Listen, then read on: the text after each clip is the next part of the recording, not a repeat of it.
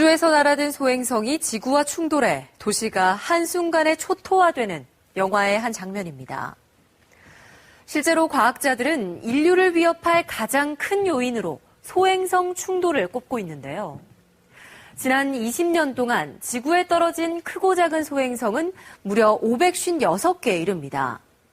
오늘 새벽에도 소행성 하나가 스쳐 지나갔는데 지구와 거리는 4만 킬로미터로 달과의 거리에 비교해 10분의 1에 불과할 정도로 가까웠습니다. 미국 나사는 이렇게 지구와 충돌 가능성이 높은 소행성을 조사하기 위해 내일 탐사선을 발사합니다. 신방실 기자가 보도합니다.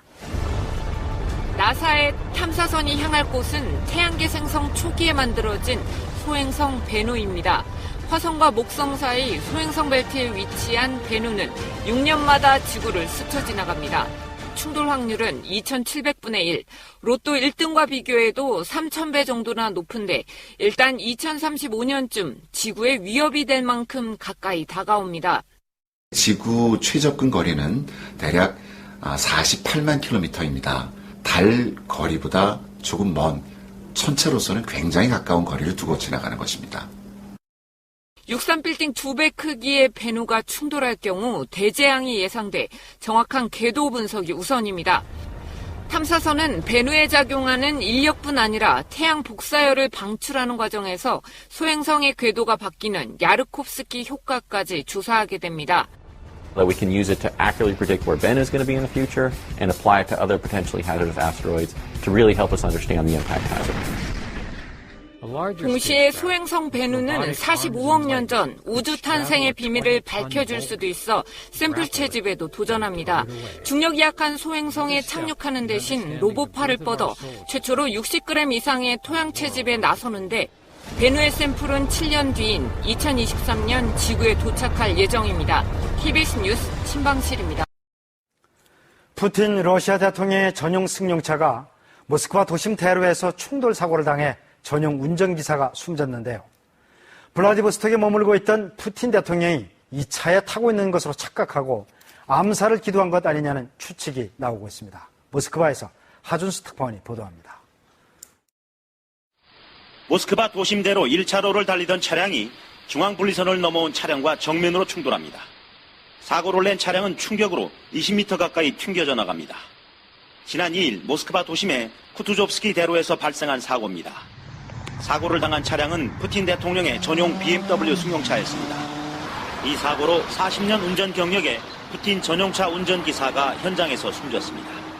현지 일부 언론들은 푸틴 암살 시도 의혹에 대해 추측 보도를 내놓았습니다. 그러나 사고 당시 푸틴 대통령은 블라디보스토크에서 열린 동방경제 포럼에 참석해 아베 일본 총리를 만나고 있었습니다. 시 외곽에서 시내 중심과 연방정보청사와 크렘린궁까지 이어지는 쿠투조프스키 대로는 왕복 8차선에 중앙분리대가 따로 없습니다. 특히 길이 8.3km에 달하는 쿠투조프스키 대로에는 신호등이 없어 평소에도 오가는 차량이 속도를 높이기 일쑤입니다. Я думаю, что здесь часто происходит авария. Может быть, стоит поставить светофор, может быть, стоит ограничить скоростной режим. 크렘린궁 행정실은 사고 직후 신속하게 성명을 내고 숨진 운전자에 대해 애도를 표했습니다. 모스크바에서 KBS 뉴스 하준수입니다. 오늘 9월 8일은 유네스코가 문맹 퇴치를 위해 지정한 국제 문해의 날입니다. 한글 덕분에 세계에서 문맹률이 가장 낮은 우리나라가 아프리카에서 유네스코 등과 힘을 합쳐 문맹 퇴치에 적극 나서고 있습니다. 그 현장을 김덕훈 특파원이 취재했습니다. 잠비아의 수도 루사카에서 100km 떨어진 네가네가 마을. 6아이를 키우느라 여태 까막눈이던 이 여성처럼 잠비아 여성 5명 가운데 1명은 문맹입니다. My parent is dead. When I'm young, no support. 부녀자들이 집안일도 미루고 지역 학습센터에 모였습니다. 잠비아 공용어인 영어 글쓰기와 읽기를 배우면서 새로운 세상을 접합니다. I can read and write a letter and operate the phone. 기본적인 언어 교육이 끝난 뒤에는 곧바로 교실을 옮겨서 재봉 교육을 시작합니다. 그동안 생계를 잇느라 글을 배우기 어려웠던 부녀자들에게 이런 돈이 되는 기술 교육까지 제공함으로써 출석률을 높이겠다는 겁니다. 한국 정부가 21억 원을 지원한 유네스코 지역학습센터는 아프리카 8개국 17곳에서 운영 중인데 수혜자가 12,000명에 이릅니다. 전반적인 교육 활동을 통해서 특히나 소외된 지역의 어떤 지역분들의 자립 역량 강화를 목표로 탄자니아 다르에스살람의 한 비영리 단체. 유네스코 세종대왕 문해상을 수상한 이곳은 26년간 170만 권의 도서를 보급해왔습니다. Napenda kwa sababu vitabu vyao vinatuhamasisha. Naweza nikaelimisha jamii kwa kutumia vitabu ninavyosoma. 여성과 어린이에 대한 국제사회의 지원에 아프리카가 문맹의 어둠에서 벗어나고 있습니다. 아프리카에서 KBS 뉴스. 북한이 체제 유지에 가장 위협으로 여기는 것이 대북 전단과 확성기입니다.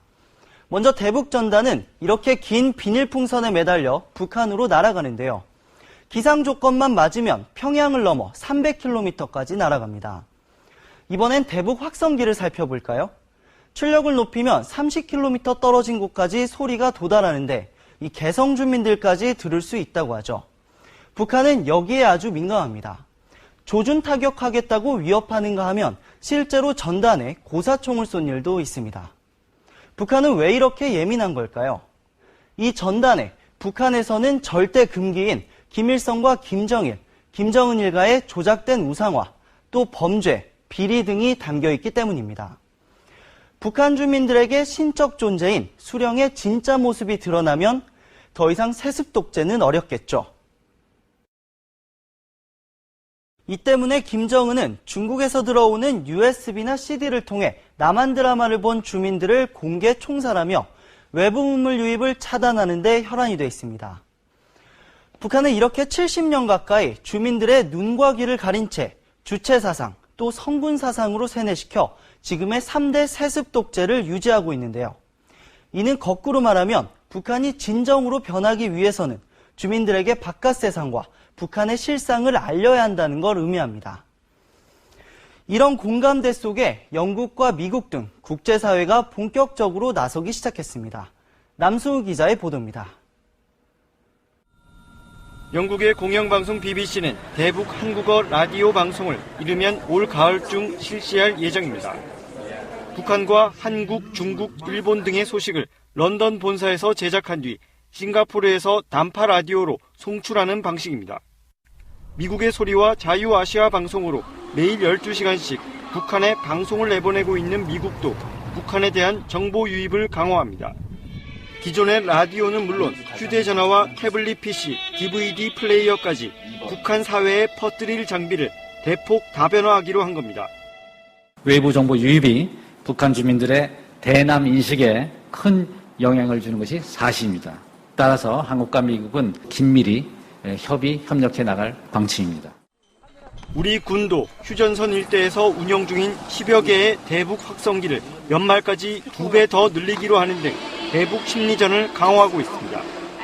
북한 내부의 변화를 끌어내는 것, 그걸 통해서 북한의 인권 문제와 핵 문제를 해결하겠다는 것이 국제사회의 전략인 것 같습니다.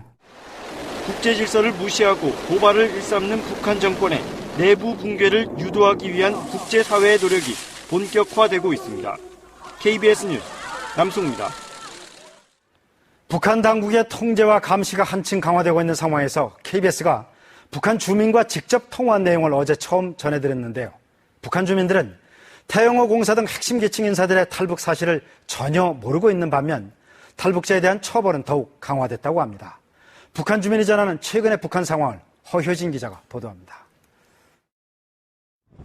접경 지역에 사는 이 북한 주민은 전화통화에서 영국 주재 태영호 공사의 망명을 처음 듣는 일이라고 했습니다. 다른 사람들도 마찬가지라고 말합니다. 태영호라는 그 대사 밑에 있는 공사라는 사람이 이제 한국으로 기준해 왔어요. 정보 유입이 비교적 많은 접경지대 주민들조차 태공사 망명을 모른다는 것은 그만큼 정보 통제가 심하다는 방증입니다. 뿐만 아니라 이 주민은 김용진 내각부총리 처형이나 군 장성급 인사 등의 탈북 소식도 전혀 모른다고 했습니다. 그러면서 중국 내 북한 식당 종업원 13명의 집단 탈북에 대해서는 자발적 탈북임을 안다고 했습니다. 국경지대 사람들은, 일반 사람들은 약체로 생각하는 건가. 중요한 사람들은 그들의 아직 믿으니까.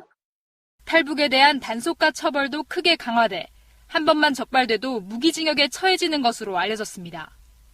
탈북하면 부당을 치기당을 탈북하게 안 해도 나오잖아요. 아니 그거 아니면 일반 정확한 같은데 무기징역 같은 거가 나오네. 북한은 최근 주민들끼리 외부 소식을 공유하면 말 반동으로 규정해 단속하는 등 정보와 사상 통제 고삐를 더욱 쥐고 있습니다. KBS 뉴스 허유진입니다.